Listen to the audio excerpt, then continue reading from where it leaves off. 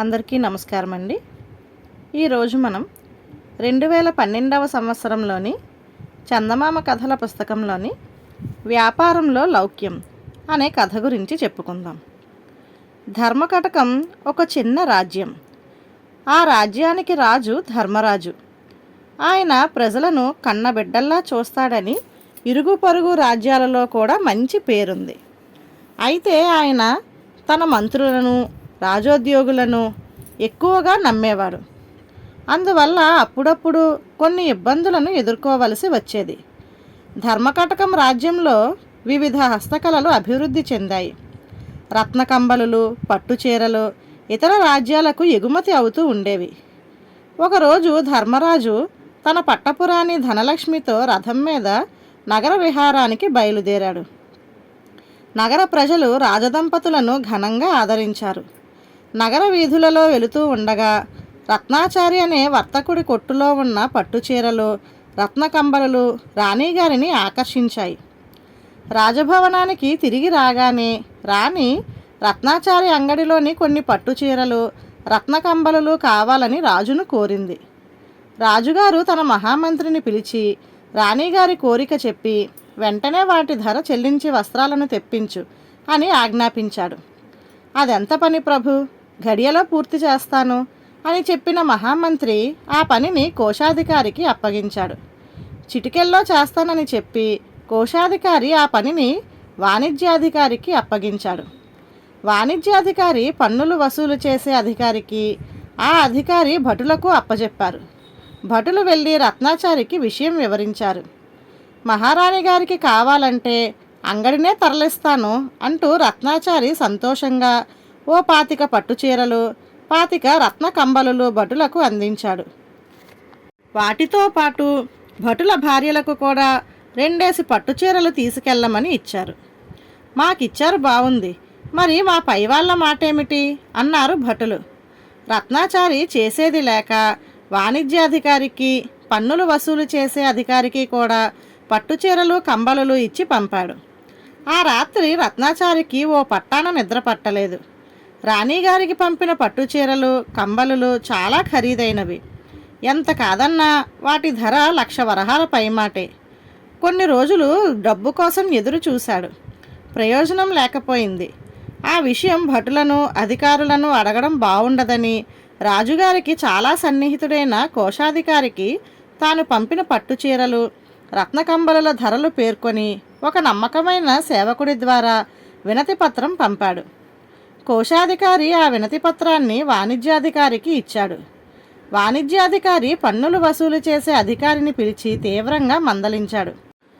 మరునాడు తన డబ్బు తనకు వస్తుందని ఆశతో ఎదురుచూసిన రత్నాచారికి ఆశాభంగమే కాకుండా అవమానం కూడా కలిగింది. వాణిజ్యాధికారి గూఢాచారులు వచ్చి రత్నాచారి అంగడిని శోధించారు. పన్నులు సరిగ్గా కట్టడం లేదని తేల్చారు. అంతేగాక అతని వద్ద లెక్కకు మించిన సంపద ఉందని కనుగొన్నారు. అంతే, రత్నాచారిని నిర్బంధించి కారాగారంలో వేశారు.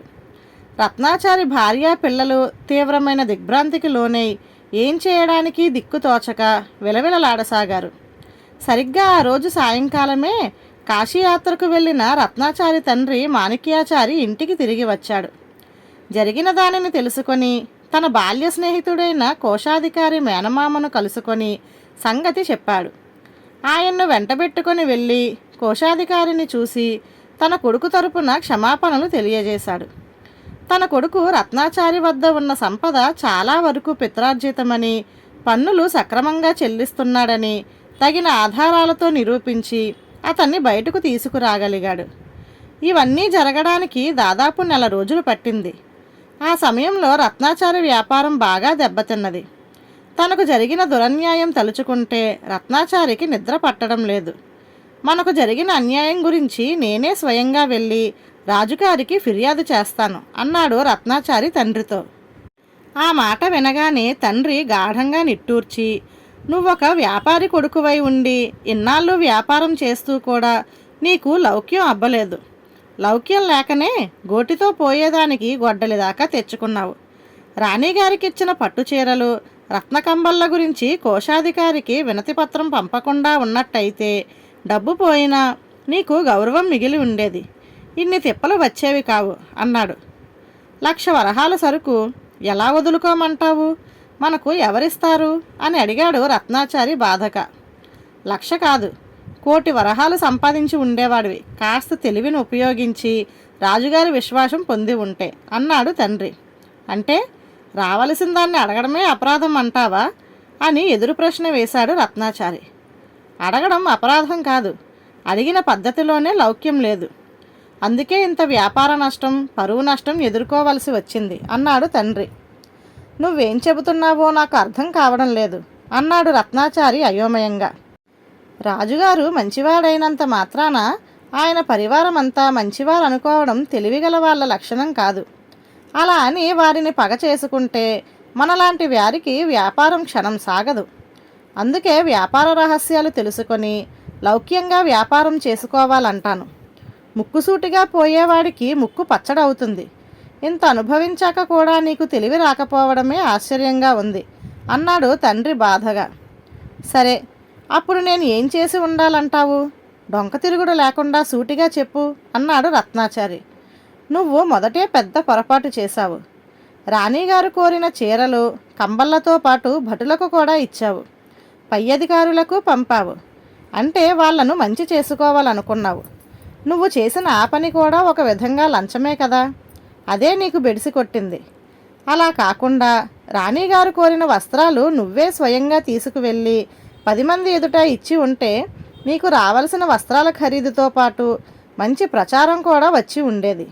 మన అంగడి ముందు రాణిగారు ధరిస్తున్న దుస్తులు మా దగ్గర దొరుకుతాయి అని ఒక చిన్న ప్రకటన పెట్టినా మన వ్యాపారం బాగా పెరిగేది. నీకు ఈ బాధలు, నష్టాలు, కష్టాలు వచ్చేవి కావు, అవునా అన్నాడు తండ్రి. అవును, మీరన్నది ముమ్మాటికి నిజం అన్నది అక్కడే ఉండి మామగారి మాటలను విన్న రత్నాచారి భార్య. తండ్రి లోకజ్ఞానానికి, వ్యాపార తెలివికి రత్నాచారి అబ్బురపడ్డాడు. ఇది జరిగిన 15 రోజుల తరువాత రత్నాచారి తండ్రికి కోశాధికారి నుంచి పిలుపు వచ్చింది. ఆయన వెళ్ళి కోశాధికారిని కలుసుకున్నాడు. అప్పుడు కోశాధికారి, మీ కొడుకు రత్నాచారికి జరిగిన అన్యాయం రాజుగారి దృష్టికి తీసుకువెళ్ళాను. ఆయన విచారణ జరిపి దోషులను శిక్షించి రత్నాచారికి చెందవలసిన మొత్తానికి రెట్టింపుగా చెల్లించమని ఆదేశించారు అంటూ 2,00,000 వరహాలు అందజేశాడు. ఆ మొత్తాన్ని చూసి రత్నాచారి, ఆయన భార్య, కొడుకు ఎంతగానో సంతోషించారు. ధన్యవాదాలు.